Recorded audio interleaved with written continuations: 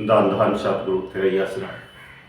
प्यारे सज्जनों, आज हम संत मत विचार के इस चैनल पर हमेशा की तरह एक बहुत ही अच्छी कहानी लेकर आए हैं। आप ज़रा उसको बड़े ही ध्यान से सुने। कहानी को शुरू से लेके अंत तक सुनेंगे तभी ही कहानी आपको समझ में आएगी और कुछ रूहानी वस्तु हमारे हाथ लगेगी।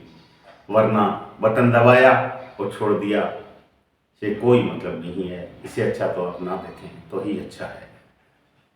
एक बहुत बड़ा दयालु राजा था। उस राजा के ऊपर मालिक की बहुत बड़ी मेहर भी थी और वो परमात्मा को हमेशा बड़े निस्वार्थ भाव से याद करता था। एक दिन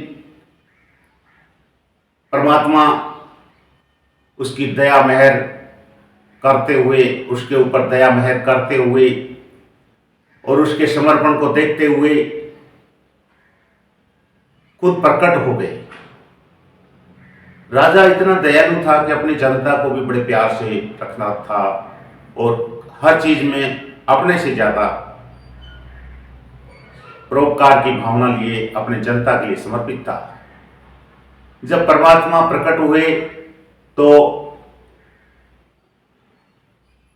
प्रसन्न होकर परमात्मा ने कहा, हे राजन, तुम कुछ मांगो, हम तुमको कुछ देना चाहते हैं।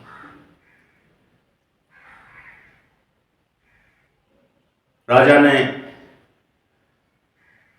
बड़ी खुशी और हर्ष के साथ कहा कि मेरा सौभाग्य है कि आज आप हमारे सामने प्रकट हुए और उसके बाद भी कुछ मेरे को देना चाहते हैं। तो मैं सिर्फ आपसे एक ही चीज मांगता हूं कि आप मेरे राज्य की जनता है, जो जन समूह है को सबको दर्शन दें। राजा ने कहा, राजा को परमात्मा ने कहा कि ऐसा नामुमकिन है, जनता को दर्शन नहीं दे सकते। राजा बहुत गिड़गिड़ाने लगा और राजा ने जिद पकड़ ली, नहीं नहीं, मेरी जनता को तो दर्शन आपको, जैसे मेरे को आपने दर्शन दिए हैं ऐसे ही जनता को भी दर्शन देने पड़ेंगे। राजा जिद करता रहा और जैसे राजहट होता है वो राजहट परमात्मा के सामने कर दिया। परमात्मा ने उसके भोलेपन और उसकी दीन भावना को समझते हुए कहा, राजन, ये नामुमकिन तो है, लेकिन आपने जो कमाई की है, आपने जो कुछ मेरे को खुश करने में अपने आप को समर्पण भाव दिखाया है और आपकी जिद को देखते हुए, आपके भोलेपन और आपकी सादगी और आपकी परोपकार की भावना को देखते हुए मैं आपकी बात को मंजूर करता हूं और कल सुबह आप वो जो सामने घने पहाड़ हैं उस पहाड़ के हनुमान चौकी पे आप हनुमान चोटी पे आप आ जाना। राजा बड़ा खुश हुआ और सारे राज्य में ढिंडोरा पिटवा दिया कि सुनो सजनों माता बहनों, सुनो सजनों माता बहनों, कल सुबह परमात्मा के दर्शन के लिए सब आप लोग हनुमान पहाड़ी पर चलो। सारी जनता ने पुकार सुनी और दूसरा दिन सुबह आया। सुबह जब दूसरा दिन आया, आगे आगे राजा रानी, पीछे मंत्री संतरी और उनका परिवार और उसके पीछे पूरी जनता भारी भीड़ के साथ, बड़े उत्साह के साथ, बड़े जोश के साथ बड़ी हिम्मत और हौसले के साथ, और राजा को तो मानो पता नहीं क्या कुछ मिल गया हो, क्योंकि उसने तो राम रस पिया था और उसको जो अपना आनंद आया था, और वो सोचता है कि यही चीज आज मैं जनता को पिलाऊंगा और सारी जनता निहाल हो जाएगी। एक एक कदम बढ़ते गए, एक एक कदम बढ़ते गए, आखिर एक जगह तांबे के सिक्कों के भरे हुए घड़े दिखाई दिए। जनता ने उनको देखा और एक एक झुक के उसको देखने के बाद उसमें कुछ लोग, लगभग 25% लोग, 25% लोग, रुपए में से 25 पैसा जनता उससे तांबे के सिक्कों पर टूट पड़ी।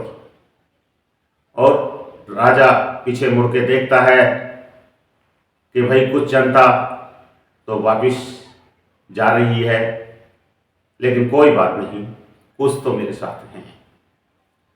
आगे कदम बढ़ते गई, आगे पर खुशी की लहराते कदम बढ़ते गई। राजा का हौसला जैसे जैसे दूरी कम होती, राजा बड़ा खुशी से आगे बढ़ता रहा। आगे चलते चलते फिर सोने के भरे हुए घड़े मिले। उन घड़ों को देख करके कुछ जनता फिर उनके ऊपर टूट पड़ी और लोग रुपए में से 50 पैसा उन घड़ों के ऊपर से सोने के, चांदी के सिक्के निकालने में लग गए। राजा को बड़ा अफसोस तो थोड़ा हुआ, लेकिन फिर भी कहा कोई बात नहीं, कुछ तो मेरे साथ चल रहे हैं। राजा चलता रहा, बचे हुए लोग भी उनके पीछे चलते रहे। कुछ कदम, उत्सुकता भरे कदम आगे बढ़ते गए परमात्मा को पाने के लिए, परमात्मा के दर्शनों के लिए।